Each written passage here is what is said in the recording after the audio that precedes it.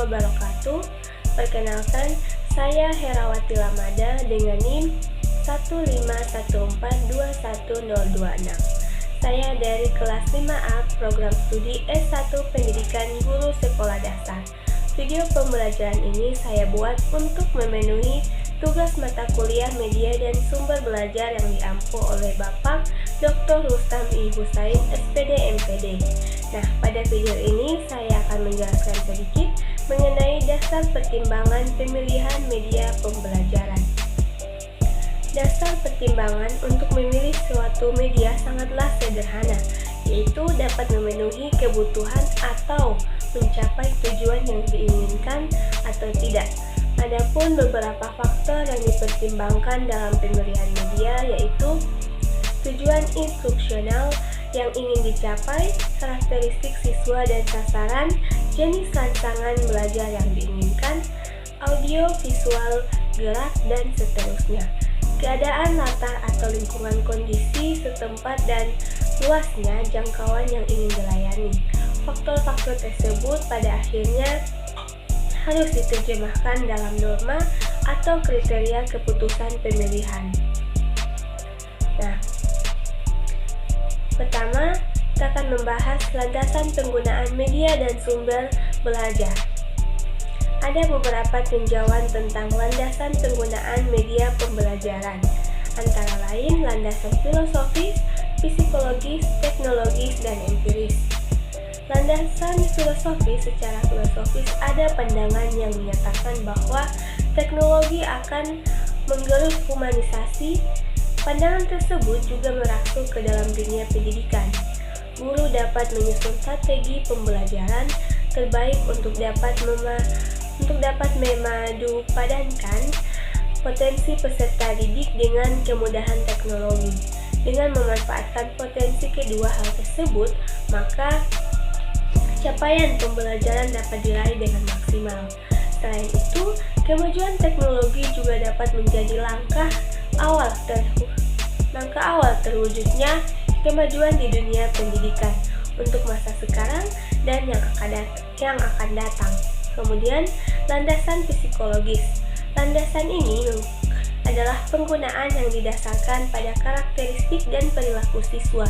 Diadakan pemilihan media yang tepat sehingga dapat menarik perhatian siswa serta memberikan kejelasan objek yang diamatinya. Bahan pembelajaran yang akan diajarkan disesuaikan dengan pengalaman siswa. Kajian psikologis menyatakan bahwa anak akan lebih mudah mempelajari hal yang konkret ketimbang dengan yang abstrak. Setiap peserta didik memiliki karakteristik masing-masing. Setiap individu menunjukkan kebiasaan belajar yang berbeda-beda. Keterbedaan tersebutlah yang memicu pendidik untuk meninjau media pembelajaran. Kemudian landasan teknologis. Landasan ini merupakan penggunaan yang didasarkan pada teknologi pembelajaran. Teknologi pembelajaran adalah teori dan praktek perancangan, pengembangan, penerapan, pengelolaan, penilaian proses, dan sumber belajar. Jadi, teknologi pembelajaran merupakan proses kompleks dan terpadu yang melibatkan orang, prosedur, ide, peralatan, dan juga organisasi untuk menganalisis masalah, mencari cara pemecahan, melaksanakan, mengevaluasi, dan mengelola pemecahan masalah-masalah dalam situasi di mana kegiatan belajar itu mempunyai tujuan dan terkontrol. Fleksibilitas teknologi dalam pembelajaran dapat memberikan berbagai kemudahan dalam dunia pendidikan. Kemudahan tersebut juga menjadi jawaban atas stagnansasi media pembelajaran tradisional yang mulai kurang efektif. Kemudian landasan empiris. Landasan empirik didasarkan pada berbagai temuan yang menunjukkan bahwa ada interaksi antara penggunaan media pembelajaran dan karakteristik pelajar siswa dalam menentukan hasil belajar siswa. Artinya, siswa akan mendapat keuntungan yang signifikan bila ia belajar dengan menggunakan media pembelajaran yang sesuai dengan karakteristik, tipe, atau gaya belajarnya. Siswa yang memilih tipe belajar visual akan lebih memperoleh keuntungan bila pembelajaran menggunakan media visual seperti gambar, diagram, video, atau film. Sementara siswa yang memilih tipe belajar auditif akan lebih suka belajar dengan media audio seperti radio, rekaman suara, atau ceramah guru. Akan lebih tepat dan menguntungkan siswa dari kedua tipe belajar tersebut jika menggunakan media audiovisual. Berdasarkan landasan rasional empiris tersebut, maka pemilihan media pembelajaran hendaknya jangan atas dasar kesukaan guru, tetapi harus mempertimbangkan juga kesesuaian antara karakteristik pembelajaran, karakteristik media pembelajaran, dan karakteristik media itu sendiri. Kemudian yang kedua, kriteria pemilihan media pembelajaran. Dalam menentukan dan memakai media, buat kepentingan pembelajaran, usahakan minimum berpedomannya atau memperhatikannya dalam tiap-tiap kriteria seperti 1. Ketepatan menggunakan tujuan pembelajaran.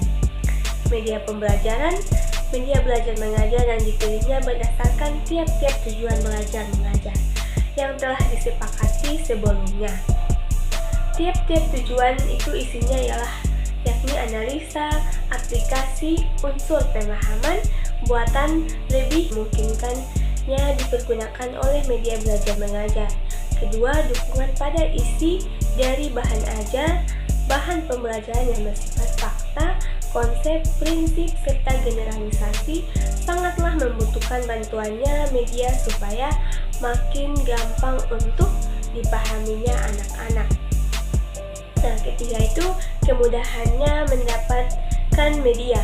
Media yang dibutuhkan gampang didapatkan, setidaknya gampang dibentuk sang pengajar dalam saat mengajar. Media grafis biasanya bisa dibentuk pengajar tanpa foto yang tidak murah, mudah penggunaannya, serta pada samping sederhana. Keempat, keterampilan pengajar pada mempergunakan media. Apa saja ragam dari media yang dibutuhkan, kondisi utamanya merupakan pengajar bisa menggunakannya pada tahap belajar mengajar.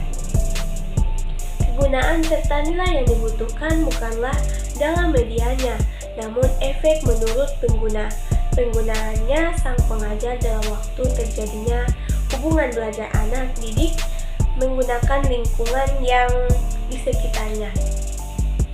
Adanya komputer, OHP, film proyektor, serta indera-indera canggih lain apabila pengajar bisa menggunakannya pada proses pembelajaran buat menaikkan kualitas pedagogik atau pengajaran.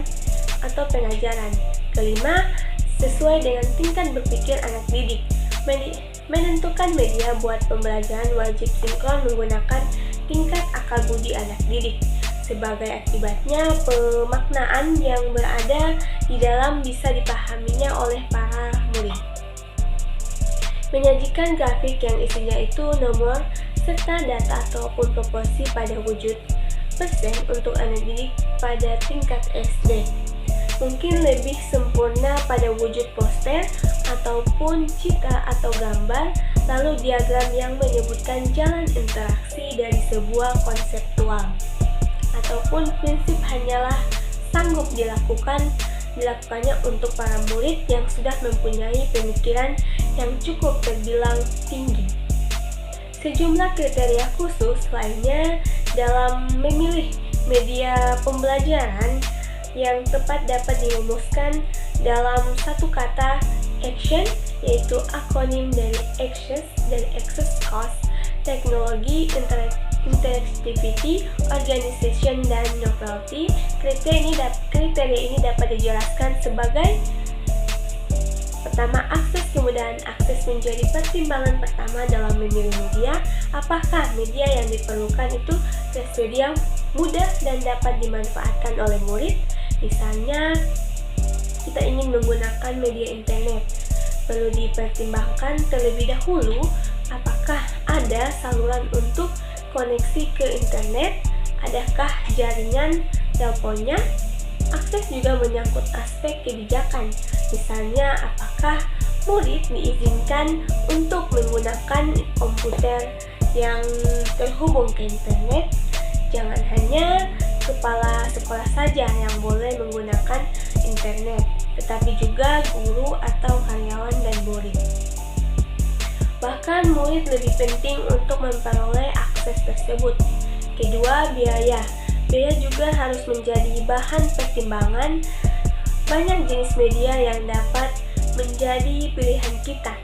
Media pembelajaran yang canggih biasanya mahal, namun biaya itu harus kita hitung dengan aspek manfaat. Sebab semakin banyak menggunakan, maka unit cost dari sebuah media akan semakin menurun. Ketiga, teknologi. Mungkin saja kita tertarik kepada satu media tertentu, tapi kita perlu memperhatikan apakah teknisinya tersedia dan mudah menggunakannya.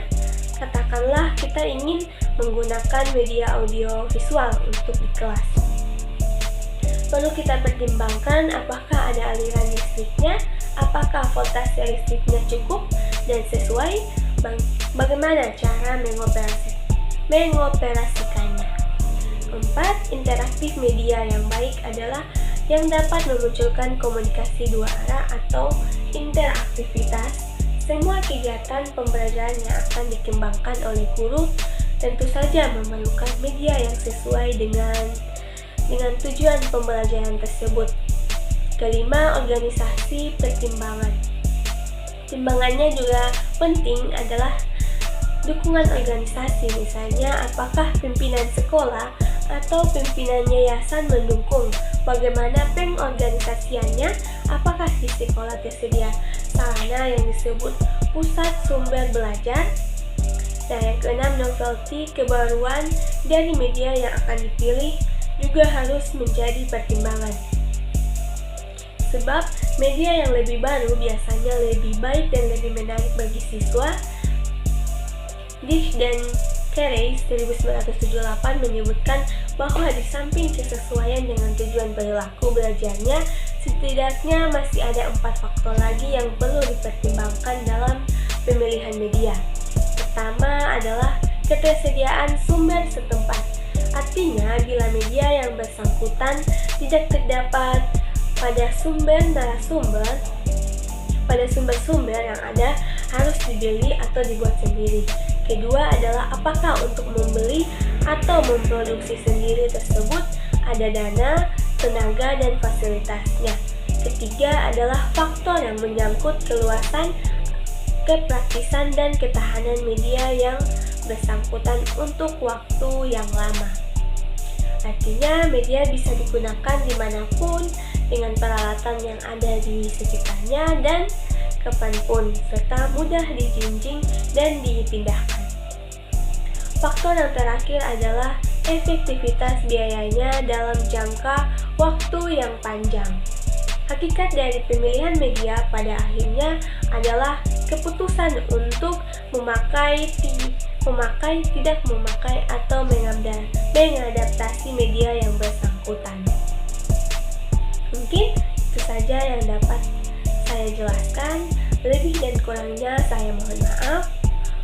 Saya akhiri. Wabillahi taufiq wal hidayah. Wassalamualaikum warahmatullahi wabarakatuh.